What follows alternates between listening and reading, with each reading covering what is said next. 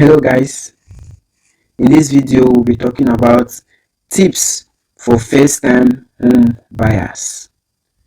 So if you are aspiring to buy a home, if you are looking to get an apartment of your own, these are the first tips you need to have at the back of your mind.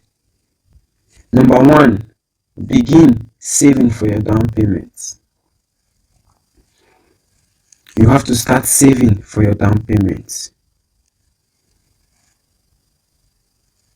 That is the first tip, because before you get an apartment, the bank would want to know how much of the capital are you willing to put into it, or how much of a down payment do you have with you. So that is the first base the bank will first of all consider before they even think about looking at the case of you buying a home. So they will first of all check if you have something on ground as a will of good faith. And number two, improve your credit score. To those living in the countries whereby you need to have a credit score before you get certain loans approved by the bank. If you are living in the United States, in Europe, in some countries, they first of all check your credit score to know how high or how low your credit score is. That determines the amount of money you can get from the bank. So if your credit score is high, definitely you can get a higher amount of mortgage from the bank, or whatever you want to do with the money, business, to get your home or thereabout of that nature. But if your credit score is low, there is a threshold in which the bank can lend you money. That is why you see most cooperatives today, if you want to get a loan from them, they start you with a very minimal amount. Then if you are able to pay up that amount, they will increase the amount again.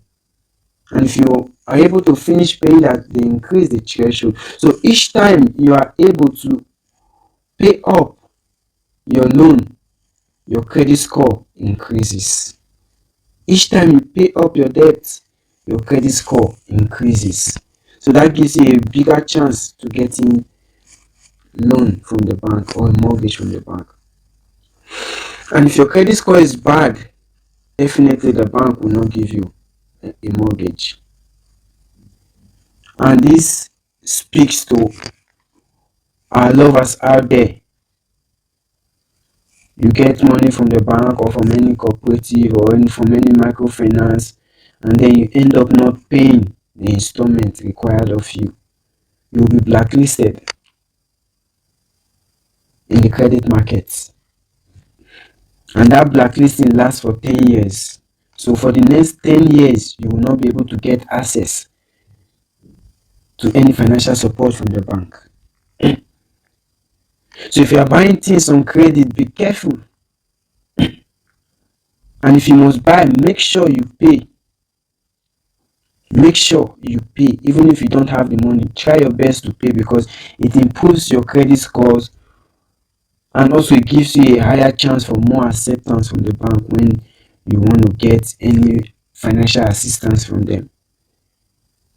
So for the home buyers, improve your credit scores. All the things you get on credit, make sure you pay them. That increase your credit score. I could remember I took a loan to buy my first car, from the bank, from a microfinance bank, and I was asking for 5,000 euros, but they declined. Why? Because I had no credit history. They were scared probably if they give out this money, I might not pay back. Same also, the bank thinks when they give you a certain amount of money, you will not pay back. So they start you with something little. So they started me with 2,500 euros on a monthly payment plan that will last for 2 years. I ended up closing up that loan I paid them all. And immediately I paid them all because I was having the money, so I was having a year to go. I just had to close it up. And the moment I closed it up, I got a call from this same microfinance bank offering me a huge amount of loan if I am willing to take it. So building your credit score, improving your credit score gives you a more and wider range of acceptance in the financial institutions. So improve your credit scores. Whatever you buy on credit, pay. Make sure to do that. Number 3, determine your home buying budgets. How much are you willing your home should cost? So you must first of all define that and determine that, okay, I want a home of $150,000. I want a home of $100,000, €100,000, depend on where you're from. So when you set that budget, then you know what you are working on. So you must determine your home buying budget, how much of an apartment you are willing to get, or how much you are willing to spend to get an apartment. And number 4, research the mortgage loan kind and compare the rates. You must research, do your research, the type of mortgage you are getting. That is where so many people failed. The first choice that comes to them, they just grab it without researching, without doing their due diligence. And then when it fails, they come on air and then they discredit the whole system and tell you it's not worth it. Do your research. If you want to buy a house, you want to get a mortgage from the bank, do your research. It is not just enough to take my word, but do your research. It is not enough to take the words of people out there. Do your research. And then compare the rates.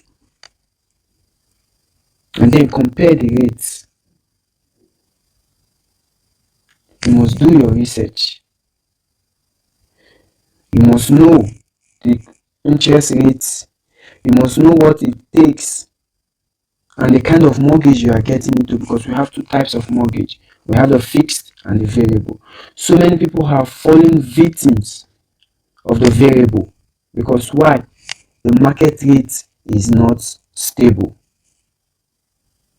It changes as the market changes. But if you are going for the fixed, it is fixed, nothing changes for the whole duration or the whole lifespan of that mortgage. So do your research. Even when you go to the bank and you make your claims known and they choose before you, do your research before you accept any offer, so you don't fall victim. And again, number 5, you obtain a letter of approval from the bank. Before you go through the process of getting a mortgage, you must first of all apply to the bank of interest. Apply to your bank of interest. Now, when you apply to the bank, it is in their discretion to investigate and do their research on you, because they want to know who they are dealing with. And when you send a letter of pre-approval to the bank, then they will do their investigation. They will go through your accounts from the beginning of when you open the account up to the current date, and they will see the cash flow, the inflow and the outflow. But mainly they are concerned about the inflow, not the outflow. Money that goes out of the bank does not interest them, but what comes in, that is of interest to them. How it comes in, that is of interest to them. So before they give you the letter of approval, they will have to go through all your documentations. They will have to request for documents upon documents, and for providing those documents, they will now evaluate it and go through your statement of account to see if they can approve that loan. So you must obtain a letter of approval from the bank. And before you send the letter of approval, you must make sure you have a down payment for the house. Even if it's 5%, 10%, 15%, or 20%, you must have it in your account before you make a letter for approval. Because if not, the bank takes you as unserious, and it is in their discretion to accept or to decline your requests. It is in their discretion. So it is not guaranteed. But after their due diligence and they find you worthy of it, then they'll tell you, okay, go look for an apartment. It is after the approval letter has been accepted by the bank before you go to our next point, which is number 6. Locate the best real estate agents. Locate the best real estate agents.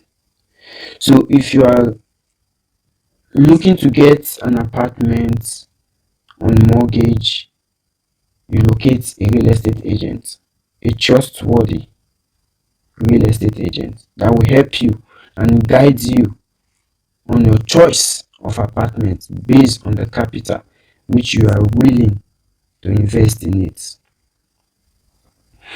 So estate agents are important because you must be ready for them, because they are the one that will do all the search, bring proposals. This house is available, this house is available, let's go for review, let's go through and all that. They are the one that will be responsible for it. So you must look for a reliable estate agent, because if you are to do it by yourself, you might end up falling in the hands of fraudsters or the wrong people. That is why it is much more likely to go with a real estate agent, although it comes at a cost at the closing. And number 7, you must thoroughly investigate the properties. So after you get a real estate agent and then you see an apartment of your choice, before you take it to the bank and the bank approves it and then they sign off on it, you must do your due diligence. Because why? Most people get an apartment, and at the end of the day, when they finish buying it, they discover that there are some hidden debts that is in the apartment. Sometimes the occupants, the previous occupants of the house, might end up not paying certain bills, not end up paying certain things in the house and all this stuff. And then you buying it, you are buying the debts also. So it takes certain procedures in order for you to escape that when you fall victim of that. So in order not to fall victim of that, when you get an apartment of your choice, you must investigate, you must ask questions. Make sure that this house you are buying, there is no debt attached to it. You must go to the necessary agency, the lighting agency, your gas agent, your electricity agent, the water agent, all the agency in particular. You must go through all those to make sure you don't fall victim of being in debt of something you know nothing about. And number 8, tips to first time home buyers: make the best offer possible. Make the best offer possible. In the real estate industry, there are offers.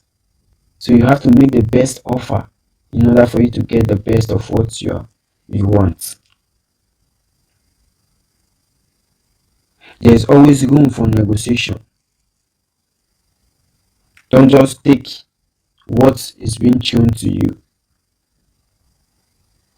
Sometimes the homeowners, they try to elevate the price so that when it comes to negotiation, there's a certain range which you can negotiate to.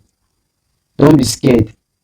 Let's take for instance the agent, or they tell you the house is about $150,000. Don't just say okay, 150,000. No, you have to negotiate it, and you might be lucky. They might end up beating the price down to $130,000, $120,000.